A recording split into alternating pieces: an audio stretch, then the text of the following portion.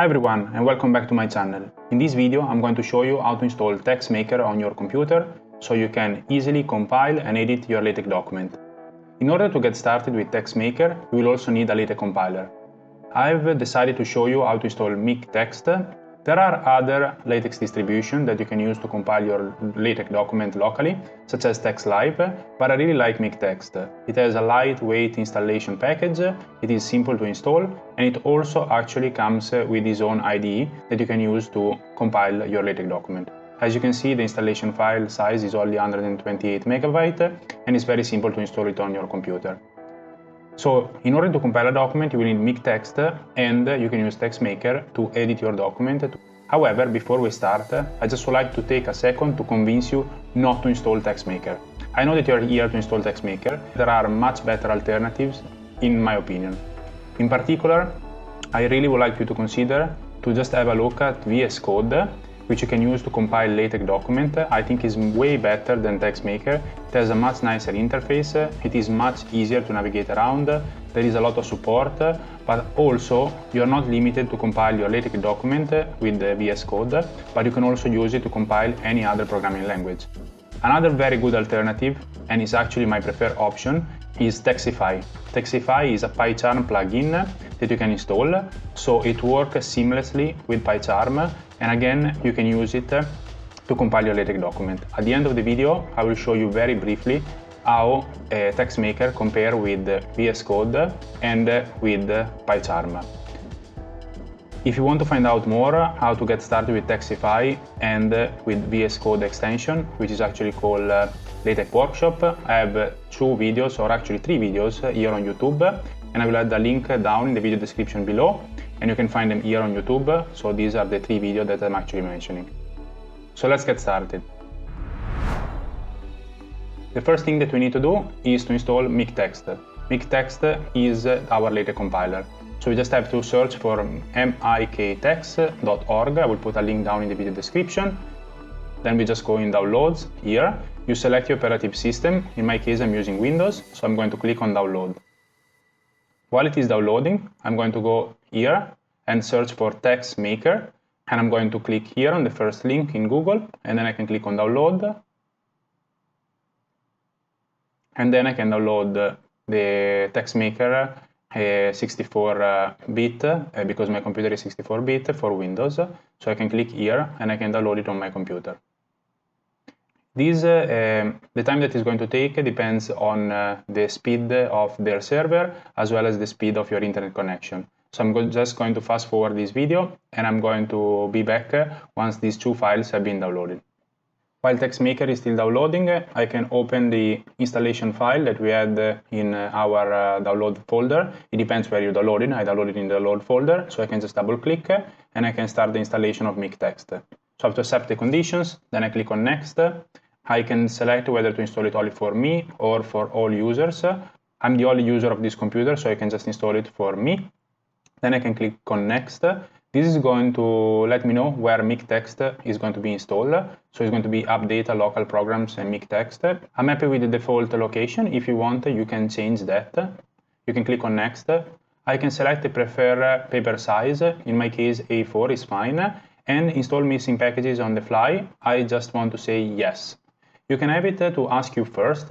You can have it no, so you have to manually install the packages. Or you can say yes. I actually say yes because every time I decide to use a package in a LaTeX document, I just wanted the MikText installed for me. I don't want to go to the table of every time having to approve that. I can just press on yes, but you can later on change that, and then you can click on Start. This is going to take a little bit of time and it's going to install MikText on our computer.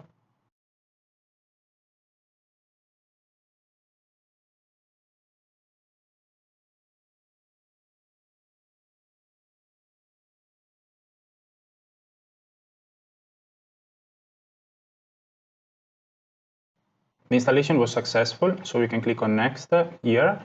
We don't have to check for updates now, but if you want to, you can also do so. And then we can click on Next, and then here we don't have to click on Tell Me More, and we can close it. And then we can just go in the search bar, and we can search for MikText console here. And this is what we have installed. So let's check for updates. So we can click here, check of updates. So it says that there are updates available, and we can go to the updates page and we can click on update now. So this is going to update packages and make text. So we have the latest version. I know that we have just installed it, but we need to install new packages that may have been released from the time that the creator of MakeText have actually released the latest version of MakeText. This is not going to take a very long time, but it's just going to install and update new packages.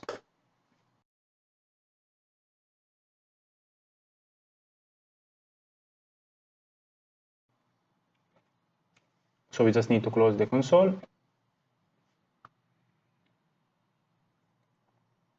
And we are almost done with the MakeText installation.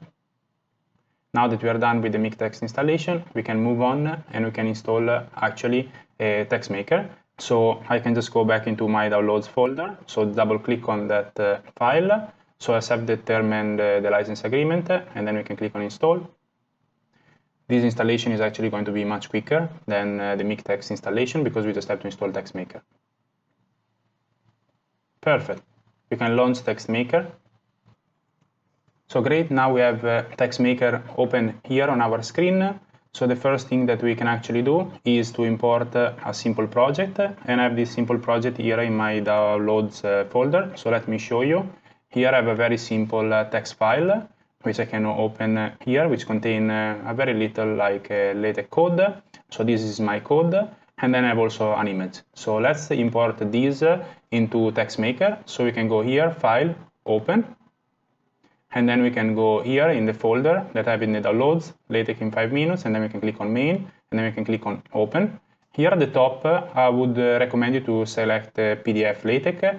Of course, you can change that and you can choose another LaTeX compiler. This is a bit out of the scope of this video, so we can just click here on PDF LaTeX on this arrow here, and this is going to build our main PDF. Then we can click here on this other arrow, and we can click on View PDF. And this is going to show us the PDF. We can, of course, change the zoom. And for instance, here we can select 100%. And then here we are able to see our PDF. I've put some placeholder text with the Lipson package.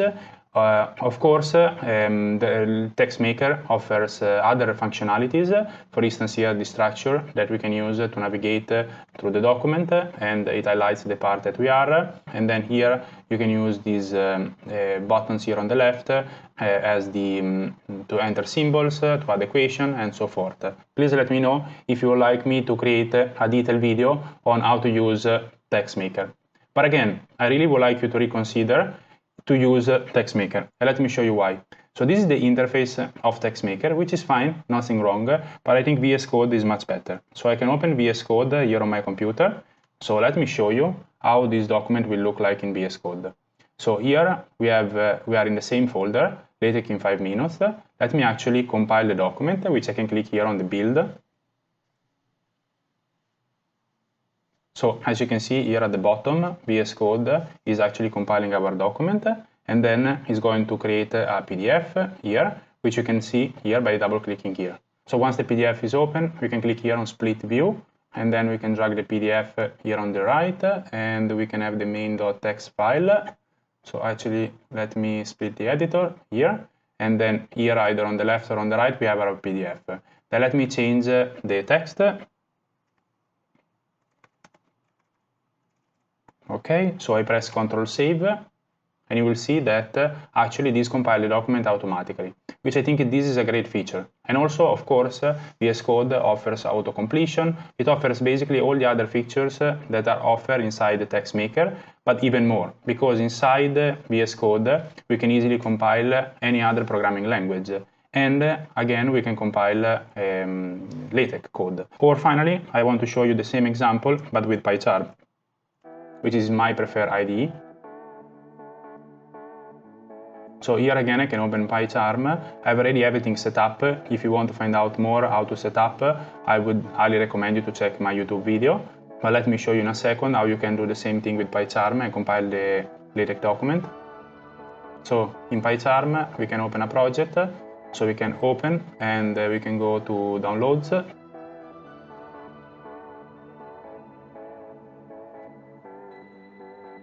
We can open the project, so LaTeX in 5 minutes. We can click on OK. This again automatically picks up that is a LaTeX file. As you can see here is highlighted, so we can just double click here. And here in the begin document, we can just click on Run Main. This opens the LaTeX console. It's going to compile our document and it's going to open a PDF, which you can also open it inside Pycharm. And we have a lot of other nice features, which we also have in VS Code, such as here, it's actually telling us that there are some errors that before the other two, neither VS Code nor Texmaker were picking up, but also we can have quick navigation from one point to the other. So as you can see here, by pressing Ctrl-Shift-Alt period, we can quickly navigate to this item here in the PDF.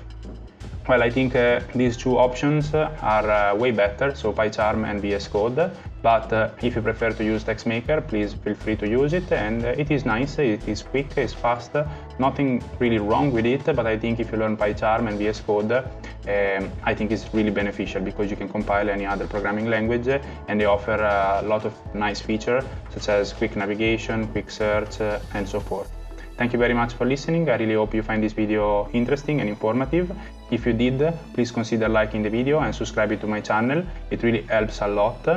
If you also like the type of work and the type of video that I do, please consider supporting my channel by buying me a coffee, or you can also support me on Patreon, link down in the video description, or alternatively, you can join here on YouTube and you can become a member.